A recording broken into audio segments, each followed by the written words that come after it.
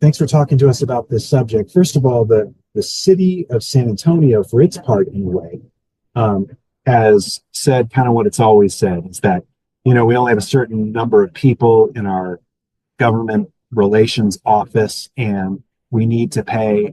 It's the most efficient way is to pay outside lobbyists to work for us on certain topics of importance to the city, and the county's doing the same thing. Um, what is the downside of this kind of practice? Most Texans expect that their tax dollars go to pay for police and potholes, but unfortunately, there are lots of other ways that cities, counties, and school districts are spending our money. One of which is on contract lobbyists who advocate at the Texas Capitol for more government, higher taxes, and greater regulatory authority.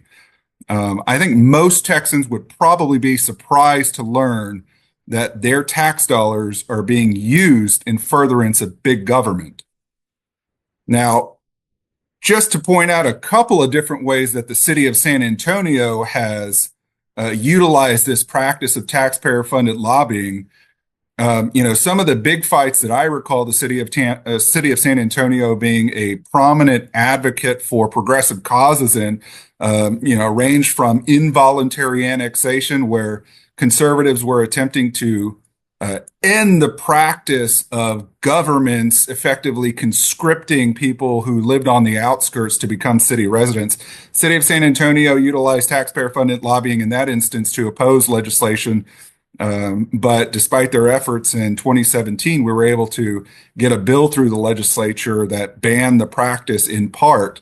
Again in 2019, a very interesting situation came about where the city of San Antonio and others used lobbyists and other means to oppose legislation to uh, reduce the rollback rate and institute an automatic voter approval requirement. So the legislature was effectively trying to deliver tax relief and reform, and cities were opposed to that measure. And they did everything possible, including spending our money, to oppose reform efforts. Fortunately, conservatives came out on the right side of that effort as well. And you see this time and again where city lobbyists will oppose conservative-minded reforms that are intended to reduce the size and cost of government. Sometimes we come out on top, and sometimes we don't.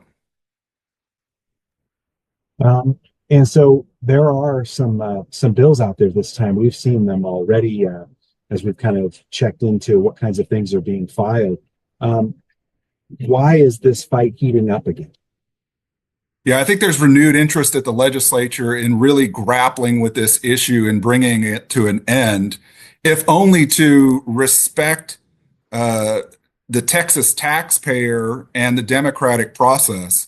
One of the things that we've noted in prior research is the fact that local governments are spending as much as $75 million per session to hire contract lobbyists that then go and advocate for more government, more spending, and a bigger bureaucracy. And so, it's very concerning that they are spending tens of millions of dollars every session in furtherance of progressive causes. Now, that $75 million figure does not account for other forms of taxpayer-funded lobbying, like your pro-government associations, and I'm specifically referring to groups like the Texas Municipal League, the Texas Association of Counties, the Texas Association of School Boards. There's quite a few of these entities that governmental bodies will pay a membership due to on an annual basis. And in addition to those pro-government associations, oftentimes larger governmental entities will have their own in-house lobbyists or their intergovernmental relations personnel. And so there's many different avenues by which taxpayer-funded lobbying works to frustrate common sense solutions at the Texas Capitol. And I think a lot of policymakers have just had it. Does this issue play a role at all in school choice? Absolutely. Governmental entities are working tirelessly to thwart school choice next session. And one of the means that they are utilizing to oppose that freedom-minded reform is by unleashing hordes of taxpayer-funded lobbyists on the Capitol so as to press all of their progressive-minded causes. And so, that's one thing that conservatives ought to be mindful of coming into this next legislative session. School choice is by no means a slam dunk because we have a lot of work to do to counter these governmental entities who are working against us using our own money. So it's not just school districts, it's actual municipalities and counties that are also lobbying against the school choice issue. Yeah, there's a lot of different governmental bodies who are all working hand in hand to either maintain the status quo or to push for progressive causes. And again, they're using our money to do so.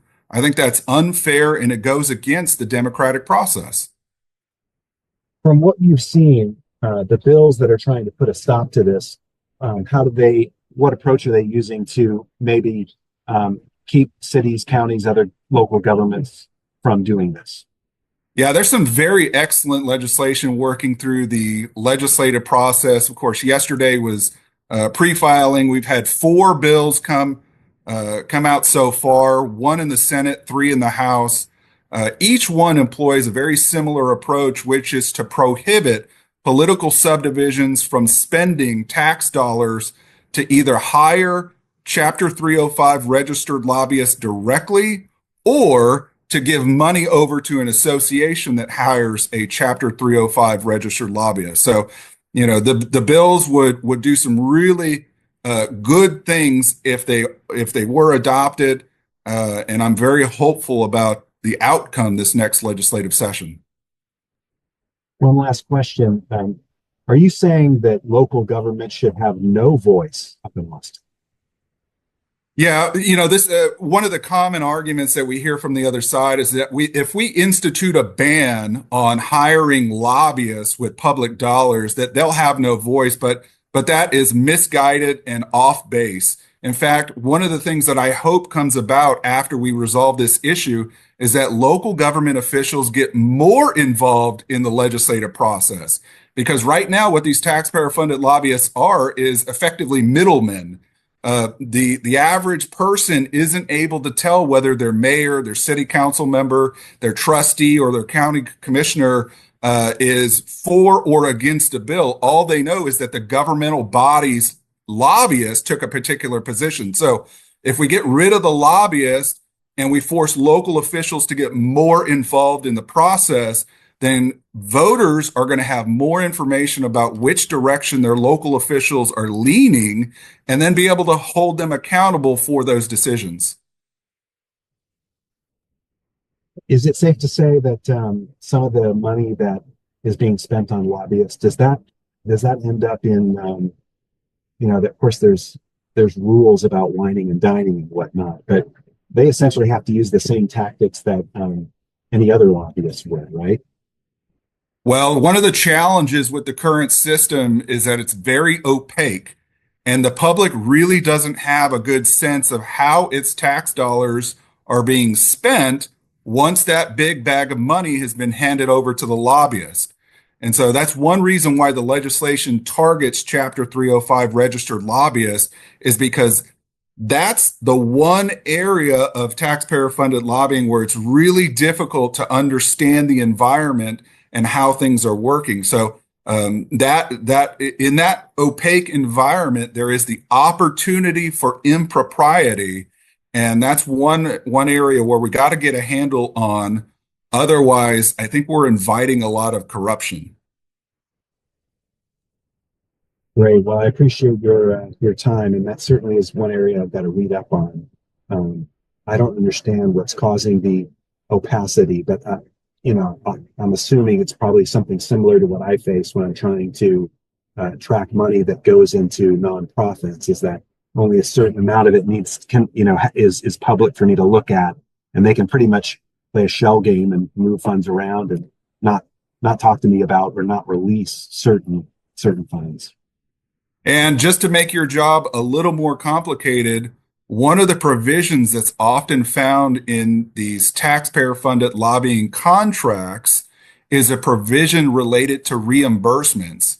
So if after the governmental entity has provided a slug of money to the lobbyist, and the lobbyist at some point deems it necessary to exceed that amount or do some extra activities, they then save up their receipts, they submit them back to the governmental entity seeking a reimbursement. And so there's potentially even an even greater flow of public money out to that lobbyist for activities that folks really don't have a good handle on. Great. Well, thanks for filling us in, and we'll definitely watch this as these bills make their way through the legislature this time around.